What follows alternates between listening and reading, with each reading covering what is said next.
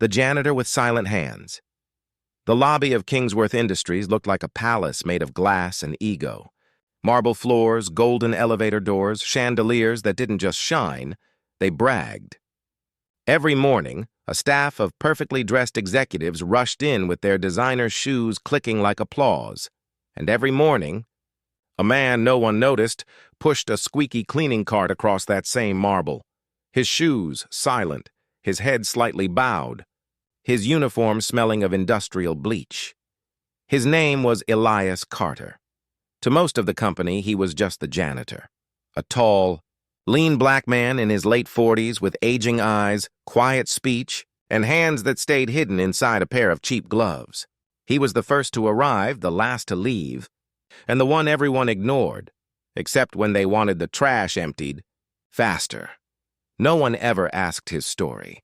No one ever wondered why a man with the posture of a professor and the manners of a gentleman was scrubbing floors for minimum wage. They just assumed until the day Benedict Kingsworth, the billionaire, CEO himself, decided to turn him into a joke. It began like any other Monday morning until the announcement went out. The CEO was arriving for an unplanned inspection. That meant panic. That meant fake smiles and real fear. That meant that even the dust tried to disappear. Executives rushed like soldiers preparing for battle. But Elias? He just kept pushing his cart, humming softly to himself. He was polishing a brass railing when two young executives walked past him, gossiping. "Did you see the email? King Benny is actually coming downstairs to mingle with the common workers." "Yeah, I heard he wants to look humble for the press." Imagine that. A billionaire pretending he cares. Their voices dropped, but not low enough. Watch him talk to the janitor or something for a photo op. Both of them laughed. Elias didn't look up. He didn't respond. He just kept working, slowly, carefully, like everything he touched mattered, even if no one else believed it. A black limo rolled up outside the building. Cameras flashed. A crowd gathered. And then he stepped out, Benedict Kingsworth, tall, silk suit, perfect hair, smile sharper than broken glass. He was the kind of man who shook hands with politicians and signed contracts worth more than small countries. He walked through the lobby like it belonged to him, because legally, it did. And then he saw Elias. The billionaire paused. Elias didn't fawn, didn't freeze, didn't bow. He simply nodded, respectful but unafraid. Most people got out of Benedict's way before he even arrived. Elias didn't move until he finished wiping the spot on the rail. That silent dignity annoyed the billionaire instantly. Benedict stepped closer. "Well, look at this." The hardest working man in the building. The lobby froze. Cameras lifted. Employees smiled nervously. Elias looked up slowly. "Good morning, sir." "Tell me," Benedict said loudly, his voice full of staged sincerity, "how does it feel to work in a place like this, surrounded by wealth, while pushing a mop?" There were chuckles from a few executives. Elias held his gaze. "I'm grateful to have work, and I do my job with pride." Something about that answer, calm, honest, unshaken, made Benedict smirk. Oh, pride. "That's cute." He turned to the crowd. "You hear that? This man is proud. To clean up after us." More laughter. Someone took a photo. The humiliating kind. Elias didn't flinch. But behind the stillness in his eyes, something flickered. Not anger. Something deeper. Something like a memory. Then Benedict noticed something behind Elias, something that changed everything. A glossy baby grand piano sat in the corner of the lobby. It had been delivered earlier that week for the company's charity gala. Untouched, untuned, decorative. Benedict snapped his fingers at it like a king pointing at a servant. "You ever play one of those?" he asked Elias, mock curiosity dripping from every word. Elias turned his head slightly. He looked at the piano for a long, silent moment. "I used to," he answered. "Oh, did you?" Benedict's voice rose theatrically, gathering a crowd. "Well then, play something for us. If you do well," he smirked, "I'll give you a raise. Maybe even a promotion." How about that? The employees burst into forced laughter again. To them, this was entertainment, a joke, a stunt. The janitor play a piano? Ridiculous. No one knew what that piano meant to Elias. No one knew why his hands, hidden inside those gloves, flexed like they were waking up from years of sleep. Elias didn't smile, didn't refuse, didn't beg. He simply removed his gloves. The lobby went quiet. Those hands, they were scarred, calloused, shaped by work. But there was something about them. Something familiar. Like hands that once belonged on a stage, not a mop. Benedict waved dismissively. "Go on then, Maestro Mop. Show us your talent." And that's when a young woman rushed forward. Her name was Ariana Blake. A new intern, barely 23, soft-spoken, but brave in a way that didn't need volume. "Sir, maybe we shouldn't," Benedict cut her off. "Are you questioning me?" She swallowed. "No, sir. I just don't think he's—" "Relax," Benedict said, not hiding his annoyance. "It's harmless fun. Let the man try. If he's good, I'll take the credit. If he's bad, we all get a laugh. It's a win-win." He clapped his hands loudly, like calling for a circus act. "Play, janitor. Impress me." Every camera lifted. Every eye stared. Every smile waited to see a man fail.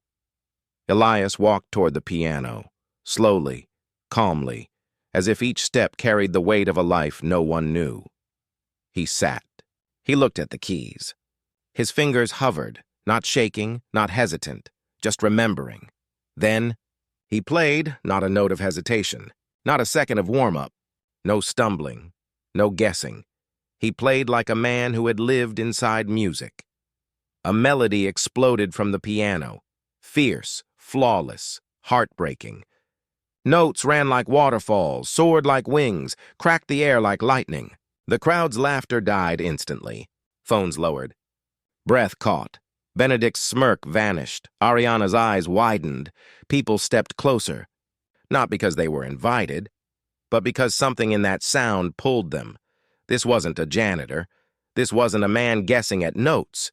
This was mastery. This was genius. This was impossible. And something else. There was pain in that music. Loss. Love. A story no one had asked to hear, but now couldn't escape.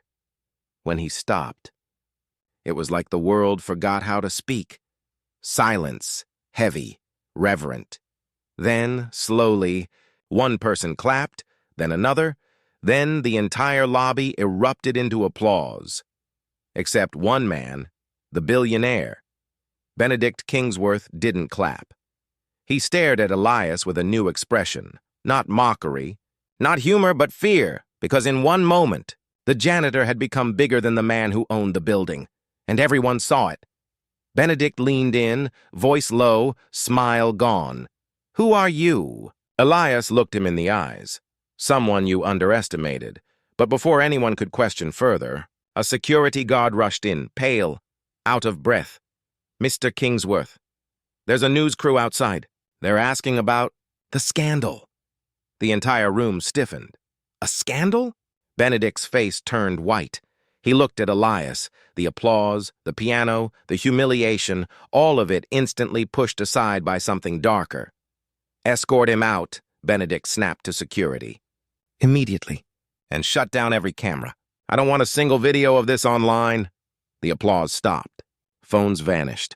Fear replaced amazement. Elias stood slowly. Ariana whispered, "What's happening?" The guard grabbed Elias's arm. "Orders! You need to go." Elias didn't fight. But as they pushed him toward the exit, he looked back once, at the piano, at the crowd, at the billionaire whose empire was suddenly cracking, and for the first time, Benedict looked nervous, because he hadn't just humiliated a man, he had awakened one, and that was a mistake, a very dangerous mistake. The man they tried to erase. The glass doors slammed shut behind Elias as the security guard escorted him outside.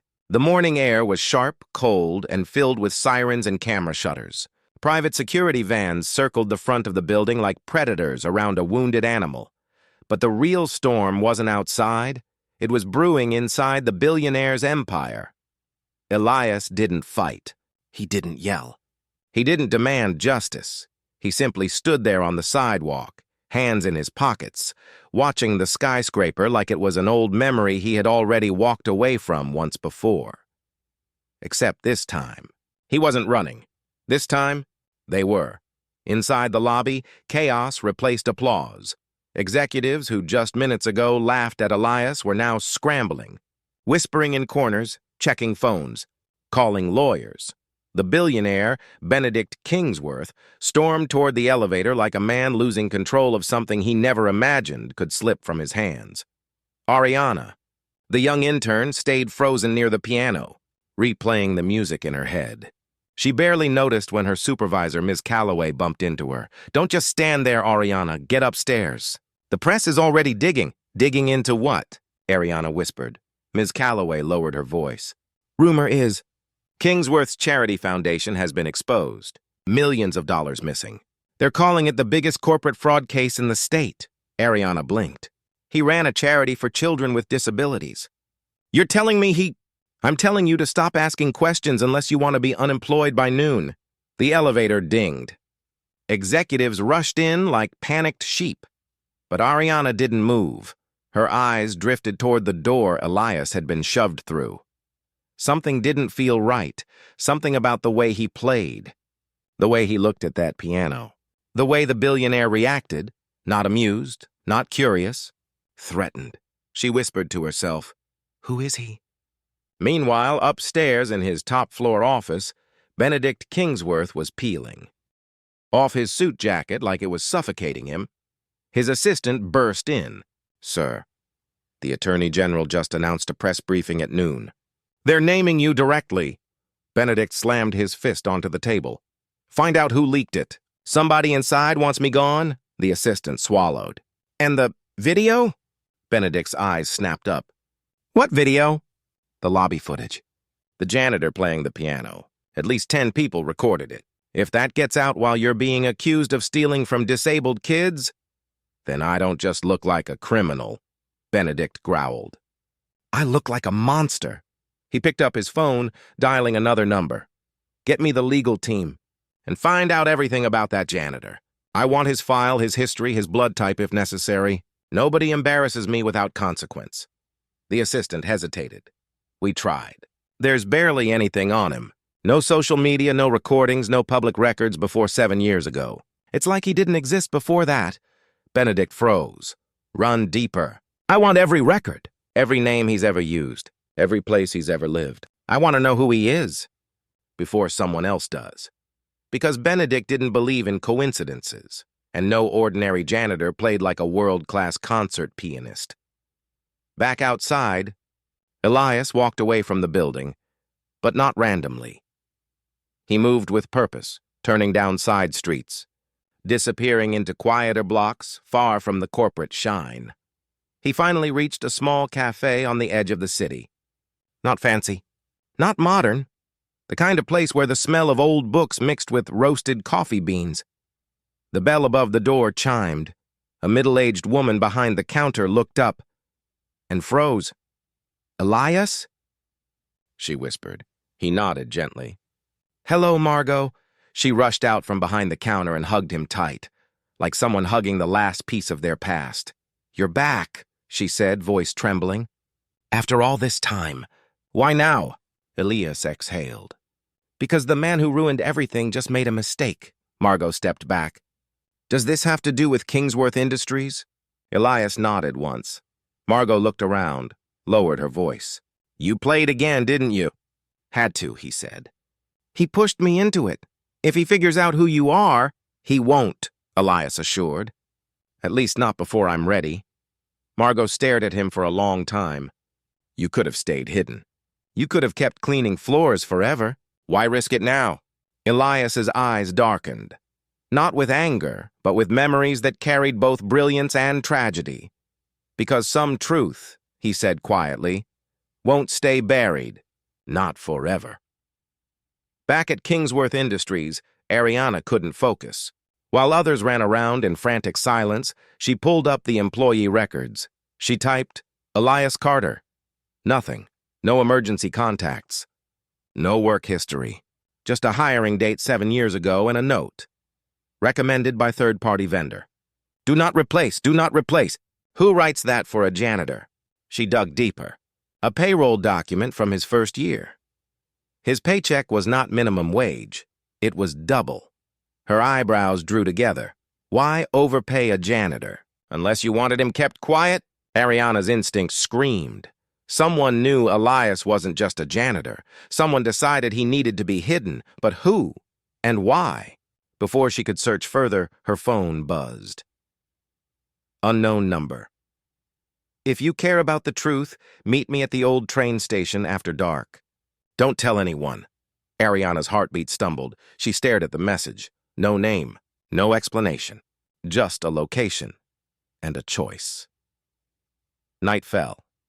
Ariana stood alone at the abandoned station, the sound of distant traffic echoing under the rusted roof. A shadow stepped out from behind a column. Elias. She gasped slightly. You're the one who texted me? He nodded. You're not safe in that building anymore, Elias said. Kingsworth will bury you if he thinks you know anything. I don't, she said. But I want to. Who are you? Why do you play like that? Why did the CEO look terrified of you? Elias didn't answer immediately. Instead, he asked her something unexpected. Have you ever heard of Jonathan Hale? She shook her head. Elias continued. 10 years ago, he was one of the most celebrated classical pianists in the world. Sold-out concerts, royal performances. He was called the Mozart of modern age. Ariana listened, breath unsteady. But one night, Elias said, he walked off the world stage, disappeared. His career, his family, his fortune, gone. Some said he had a breakdown. Some said he died. Others said he was silenced. Ariana's voice dropped. Silenced by who? Elias looked at her. And for the first time, his voice carried fire. By the same man who owns that skyscraper. Her eyes widened. No, she whispered. You're saying Benedict Kingsworth? Elias nodded once. He didn't just steal money. He stole lives. And I'm the proof. Ariana took a step back. Are you telling me you're Jonathan Hale? Elias's silence was his answer. The missing pianist, the forgotten prodigy, living as a janitor, hiding in plain sight. Ariana's hands covered her mouth. Why would you disappear like that? Why would a man like you scrub floors instead of play for the world? Elias looked out into the dark tracks. Because when you expose a monster with power, he said softly, you don't just risk your career, you risk everyone you love. Before Ariana could speak again, headlights flashed, a van pulled up fast, doors slammed, men in black suits stepped out. Elias grabbed Ariana's arm. Run! What? Who? Kingsworth's men, he said. He found me sooner than I expected. Ariana's pulse exploded. The men were already spreading out, scanning the shadows. Elias looked at her with urgency. What happens next? Depends on whether you believe me. If you don't walk away now, forget all of this. And if I do, then you're in danger, he said. But you'll be on the right side of history. The men were getting closer. Ariana stared at him, torn between fear and something bigger. Truth. Tell me what to do, she whispered. Elias nodded once. Then we don't run, he said. We expose him. The footsteps grew louder. The men drew closer. A voice shouted, There! By the tracks! Ariana's heart dropped. Elias's eyes narrowed. This is where everything changes. The price of silence. The darkness around the abandoned train station cracked open with the sound of pounding footsteps. The men in black suits were closing in fast, their flashlights slicing across broken concrete and rusted steel. Ariana's breath came out in sharp, uneven gasps. She had never been chased before, never been hunted. She was just an intern who wanted experience on her resume, not someone who should be running from corporate hitmen in the middle of the night. But Elias wasn't panicking. He was calculating. Stay. Behind me, he whispered, pulling her down behind an old cargo crate. A flashlight beam passed just inches from their faces. The men were armed, not with badges, not with questions, with silent, heavy intent. Ariana leaned closer. "Why are they after you? What did Kingsworth do to you?" Elias didn't answer immediately, not because he wanted to be mysterious, but because the truth required more than just words. It required a scar being reopened. "They're not just after me," he said quietly. "They're after anything that can prove what he really is." "What did he take from you?" Elias's eyes darkened. "Everything." Another voice echoed through the station. "Search every corner." "He doesn't leave here." Ariana swallowed hard. "We have to leave now." Elias shook his head. "Running only delays the truth. We need proof. And Kingsworth has spent a decade destroying every trace of it." "Then how do we stop him?" Elias turned to her. "You wanted the truth," he said. "So I'll give it to you." But before he could go on, footsteps scraped closer. Too close. He grabbed her hand. "Move!" They slipped through a gap in the fence behind the station, climbing onto an old service path that ran between the rail lines. The city lights glowed in the distance, but the night around them felt like a different world, one built from secrets, betrayal, and unfinished stories. Only when they were far enough from the station did Ariana speak again. "You said you were Jonathan Hale, the pianist. People talked about you like you were the future of classical music. Then as nothing." "No explanation. No tribute. You just vanished." "I didn't vanish," Elias said. "I was erased." Ariana stopped walking. Erased by who? Elias looked at her, and in the moonlit silence, the truth finally surfaced. By Benedict Kingsworth. 10 years earlier, Elias said, he wasn't sweeping floors in silence. He was on world stages, playing for presidents and royalty. His concerts sold out in minutes. His name commanded millions. And then he met Benedict Kingsworth. Kingsworth was a different kind of businessman then. He wasn't a billionaire yet. He was an investor with charm, ambition, and one goal: control everything he touched. "He offered to sponsor my next tour," Elias said, voice steady but heavy. "Said he wanted to elevate my legacy, but he didn't want partnership. He wanted ownership of my music, my brand, my life." Ariana walked beside him, listening like every word was a note in a tragic symphony. "I refused," Elias said. "Kingsworth doesn't like being told no." 2 weeks later, a story hit the news. Jonathan Hale, accused of stealing charity funds, sabotaging a foundation for disabled children. Ariana stopped walking. "That's the same charity he's being accused of stealing from now?" Elias nodded. "Because it was always him. He created the scandal, then pinned it on me. He needed a scapegoat, someone famous enough to draw attention away from himself." Ariana stared at him, horrified. "What happened?" "Overnight, I went from decorated artist to villain. My sponsors left. My concerts were canceled. Reporters camped outside my home. People spit at me in the street. And the evidence? There had to be proof you weren't guilty." "There was," Elias said. "But Kingsworth made sure it disappeared. He bought investigators, threatened anyone who tried to defend me. My family was harassed. My sister's home was vandalized. And then," his voice tightened, "one night a car followed my daughter home from school." A long, brutal silence hung between them. Ariana's hands covered her mouth. "He left a message," Elias continued, "in my mailbox. No threats, no demands, just a photograph." Ariana whispered, "Of your daughter." Elias nodded. The message was clear. "Stop fighting, or I lose her." "So you disappeared." "So I died," Elias said, "to the world. I changed my name, took cash jobs, hid in places too small for headlines, and became a janitor. Not because I was broken," he said, "but because I needed the world to stop looking for me." Ariana felt her chest ache. "So why reveal yourself now?" Elias looked at the night sky, where the city lights glimmered like memories refusing to fade. "Because someone else just went up against him," he said. "And this time, Kingsworth's empire is cracking. He's finally vulnerable." You're talking about the new fraud investigation? Elias nodded. If his charity crimes surface publicly, my case does too, but only if I speak before he buries me again. Ariana let out a shaky breath. So what now? Now, Elias said, we find the one piece of evidence he couldn't destroy. Which is? Elias finally looked at her, and for the first time his eyes carried fire. Not the quiet fire of survival, but the blaze of a man stepping back into the light. The original ledger, the real one, with every transaction, every forged signature, every stolen dollar. Kingsworth thinks he burned it. He didn't. No. Because I never gave it to him. Ariana blinked. You had the proof this whole time? I had one copy, Elias said.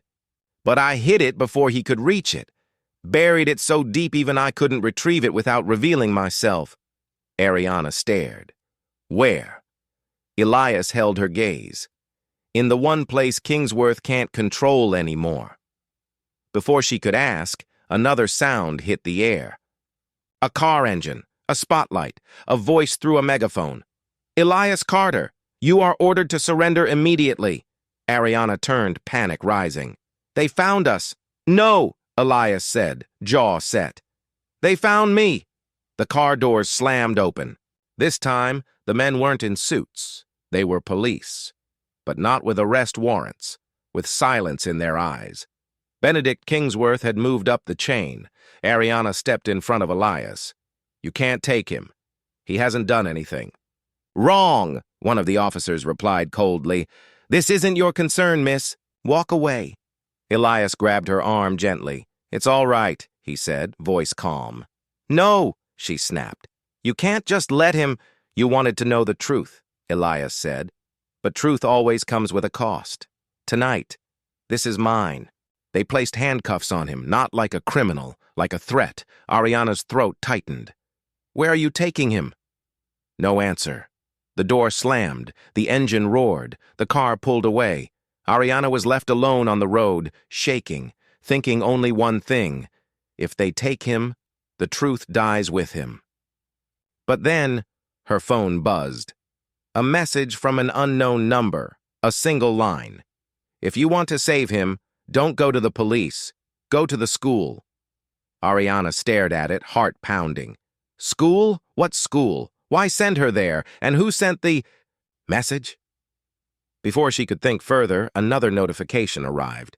A video file. She tapped it. It was security footage from the lobby. The piano performance.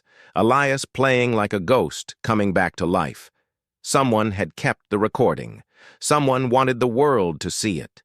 And suddenly she realized Elias wasn't the only one Kingsworth failed to erase. The place where truth was buried. Ariana stood frozen in the middle of the empty road, the glow of her phone lighting her face. She replayed the message again, as if the words might change. If you want to save him, don't go to the police. Go to the school. Her mind raced. What school? Why there? Who sent it? But then she remembered Elias's story, the part he didn't finish, the one that seemed too heavy to voice. A car followed my daughter. Ariana suddenly felt a chill. The school, it wasn't random. It was his daughter's school. Whoever sent the message knew Elias, knew the past, knew where the truth was hidden, and maybe, just maybe, knew where the ledger was. She opened her map, typed in the old address. Elias had listed in his original employee file, the only trace he hadn't erased. A school appeared, a small, run-down private academy on the outskirts of town, Melwood Conservatory of Arts. A music school. Of course, Ariana didn't think twice. She ran. The conservatory was nothing like the skyscraper world she'd just come from. No glass, no polished marble, just cracked bricks, withering ivy, and a rusted metal gate that groaned when she pushed it open. It looked abandoned, silent, forgotten, like the man who once walked away from this world. The front door was unlocked. The inside smelled like dust and memory. Old sheet music lay scattered across the floor, yellowed by time. Pianos sat with broken keys and tangled strings. The hallway lights flickered as if they were arguing with the darkness. And then, a sound. Not footsteps, not voices, a soft melody. Someone was playing. Ariana followed the sound cautiously, her heartbeat sinking with every note. The music wasn't perfect, and it was hesitant, unpolished, but emotional in a way raw talent always is. She reached the recital room. A little girl, no older than 11, sat at the piano. Curly hair, light brown skin, small hands trembling across the keys. Ariana didn't need an introduction. She knew this was Elias's daughter. The girl turned sharply when she sensed someone behind her. Fear flashed in her eyes. Ariana raised both hands. "It's okay. I'm not here to hurt you." The girl stared. "You're not one of his men?" "No," Ariana said softly. "I'm a friend of your father." The girl's eyes softened, but only slightly. "Which father?" she asked, voice fragile. Ariana's breath caught. "You mean, he hasn't seen you since—" The girl nodded. "I was 5 when he disappeared. They told everyone he was a criminal, that he abandoned us. But I knew he wouldn't. Not unless he was trying to protect us." There was no anger in her voice, only understanding, and a quiet kind of grief only children of injustice carry. "What's your name?" Ariana asked gently. "Lena," she replied. "Lena Hale. Lena Hale." The daughter of the man the world believed had vanished into guilt and disgrace, and she was still here, still waiting, still playing the piano in an empty school, holding on to the only part of him she could reach. Ariana walked closer. "Lena, someone sent me here." "Do you know who?" Lena hesitated. "Yes," she said. "My teacher, the only person who believed my dad was innocent." A door creaked. A figure stepped out from the shadows, a man in his late 60s, with silver hair, deep-set eyes, and a spine that seemed to have seen too much. "Her father wasn't the villain," the man said. "The real criminal was the one who forced him into silence." He stepped fully into the light. "I'm Professor Whitlock. I taught Elias when he was a boy. I helped shape the pianist the world once loved. And I'm the one who helped him disappear." Ariana stared at him. "You helped him? Hide?" Professor Whitlock nodded. "I was the first to know the truth, that Kingsworth framed him. I saw the proof. But by the time I gathered help, Benedict had already buried the evidence, threatened the witnesses, and turned Jonathan Hale into a ghost." "So you helped him become Elias Carter?" "He didn't want revenge," Whitlock said. "He wanted protection for Lena. That was all that mattered. So he left his name, his fame, his world, and took a job as a janitor where no one would ever look for brilliance." Ariana felt her chest tighten. "But now everything's changed," Whitlock continued. "Kingsworth's corruption is finally unraveling. People are starting to question the narrative, and that means Elias doesn't have to hide anymore." "Unless Kingsworth destroys him first," Ariana said. Professor Whitlock nodded gravely. "And that's why you're here," he said. "You mean the ledger?" Ariana whispered. Whitlock studied her. "So he told you?" "He told me there was proof, somewhere Kingsworth couldn't touch." Whitlock walked to the back of the room, to a wall lined with old music cabinets. He reached behind a loose panel, pulled out a thin, dusty binder, brown leather, worn edges, a faint imprint of a charity logo. "This," he said, holding it carefully, "is the original accounting ledger. Every forged entry, every stolen donation, every illegal transfer. The smoking gun Kingsworth believes he eliminated 10 years ago." Ariana reached for it with trembling hands. "Why didn't Elias bring it to the police back then?" "Because the police were paid to look the other way," Whitlock said. "But now the Attorney General isn't. The press isn't. And Kingsworth can't buy silence the way he once did." Ariana clutched the ledger to her chest. "This can free him." Whitlock's expression shifted, cautious, heavy. "No," he said. "This can destroy Kingsworth. But freeing Elias is different. He still has to step back into the world that betrayed him. He has to be willing to reclaim his name." Ariana swallowed. "He is." But they arrested him before he could speak. Whitlock closed his eyes, tired. "Then Kingsworth will make sure he never does." Before Ariana could respond, a loud metallic bang echoed outside the school. Lena flinched. Whitlock's head snapped up. Ariana froze. The gate. Someone had broken it open. Then another sound, doors slamming. Heavy footsteps. Not police, not random intruders. Men. The same kind who arrested Elias. Ariana whispered, "They followed me." Whitlock nodded grimly. "You need to run. Take Lena with you." "But what about—" "I'll hold them off. I've kept her safe this long. I'm not stopping now." "What about the ledger?" Whitlock looked her directly in the eyes. "You can't let it fall into their hands. If it does, Elias dies, and the world will never hear the truth." Lena grabbed Ariana's sleeve. Ariana looked at her, at the daughter of the man now sitting in a cell because of a crime he didn't commit. In that moment, Ariana made a choice, not as an intern, not as a bystander, as someone who refused to let the world silence the wrong man again. "Come with me," she said, grabbing Lena's hand. "We're finishing what your father started." Voices echoed through the hallway. "Search every classroom. Find the girl and whoever she's with." Whitlock rushed to the door, barricading it with a desk. "Go!" Ariana turned to run, but Lena tugged her back, just long enough to whisper, "Tell my dad I never believed the lies." Ariana nodded, eyes stinging. Then they ran.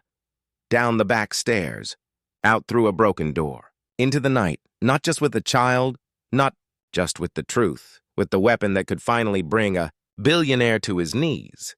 But they weren't free. Not. Yet because Kingsworth's men were already spreading across the grounds, and someone shouted, "There! They're heading toward the road." The chase wasn't over. It had only just begun. The sound that broke the silence. The night swallowed Ariana and Lena as they ran down the cracked pavement behind the school. The ledger clutched against Ariana's chest like a fragile heartbeat. Behind them, flashlights cut through the darkness, voices barked orders, and heavy footsteps hunted the truth like it was a fugitive. "Faster!" Ariana whispered, breath sharp, voice trembling but determined. Lena didn't cry. She didn't stumble. She ran with the quiet strength of someone who had already lived through too much for her age. She trusted Ariana, not because Ariana promised safety, but because she was the first adult who didn't lie.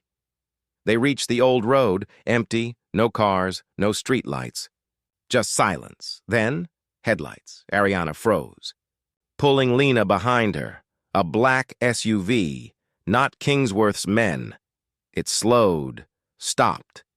The driver's door opened. A man stepped out, tall, sharp suit, face etched with lines of experience. Not fear, not greed. Authority. "Ariana Blake?" he called. She hesitated. "Who's asking?" The man held up an ID, the state seal, the words Attorney General's office. "My name is Daniel Rhodes, and if you're carrying what I think you are, you just changed the future of this entire investigation."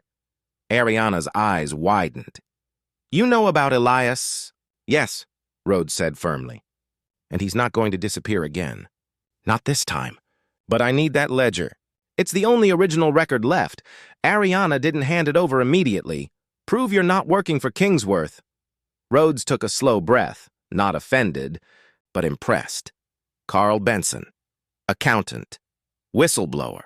He was supposed to testify against Kingsworth 10 years ago. 2 days before the hearing, he fell from his balcony. Case dropped. That's when Jonathan Hale vanished. Ariana's heart slammed. He knew. He threatened Elias's daughter, Ariana said. "And that," Rhodes replied, "is why this time we don't let Benedict Kingsworth control the narrative. We expose him before he silences anyone else."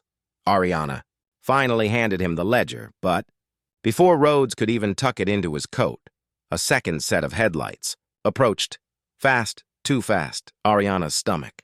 Dropped Kingsworth's men, Rhodes saw them. "Two, get in the car, now!" Ariana and Lena dove into the back seat as Rhodes floored the accelerator. The SUV roared forward just as the pursuing vehicle swerved onto the road behind them. Tires screeched, engines howled. The chase was on. Lena clung to Ariana. Ariana held her tight, heart pounding. Rhodes spoke without looking back. "You two just drew blood.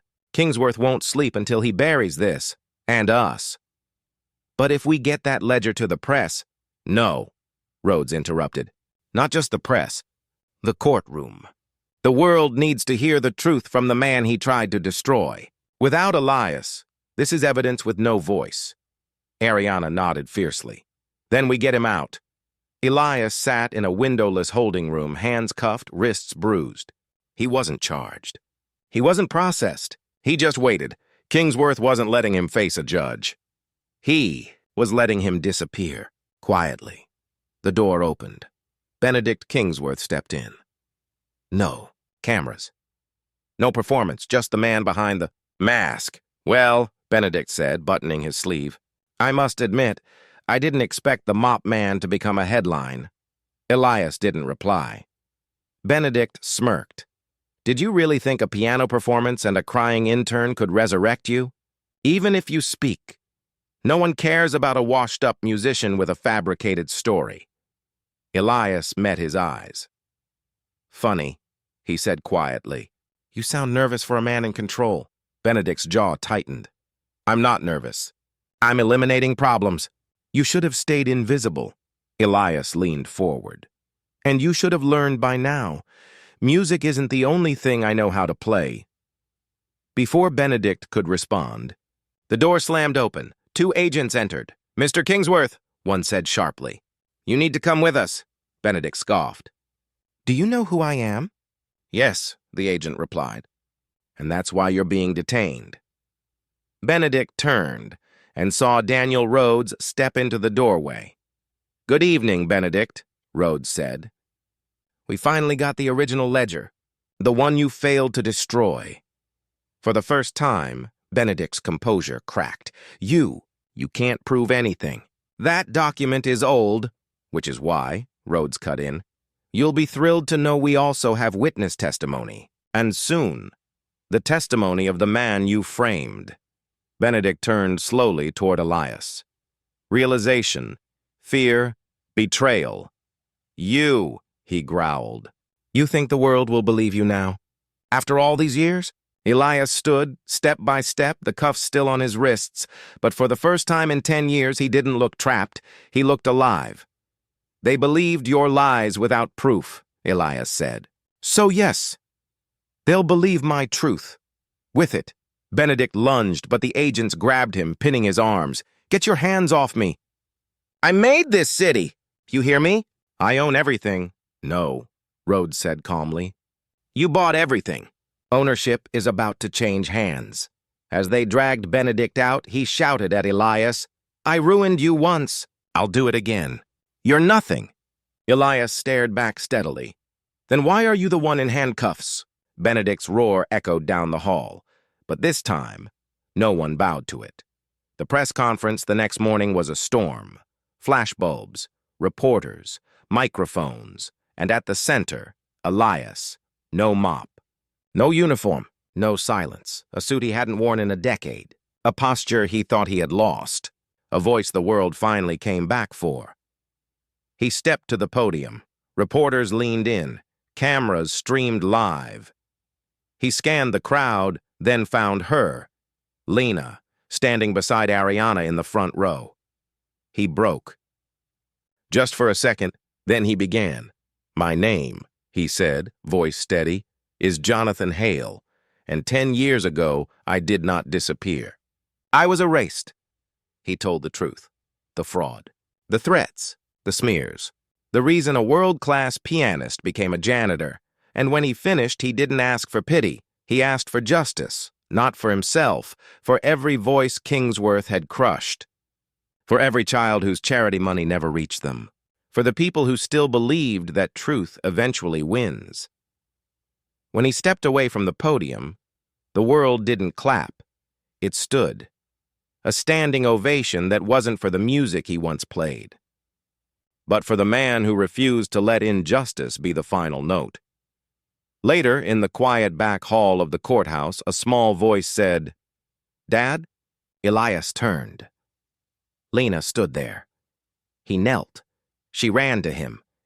He held her like all the missing years had collapsed into that moment. "I'm sorry I left," he whispered.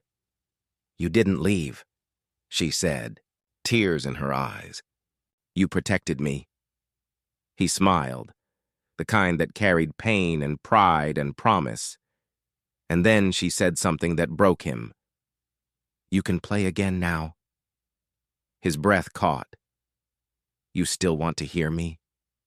Lena nodded. "I never stopped."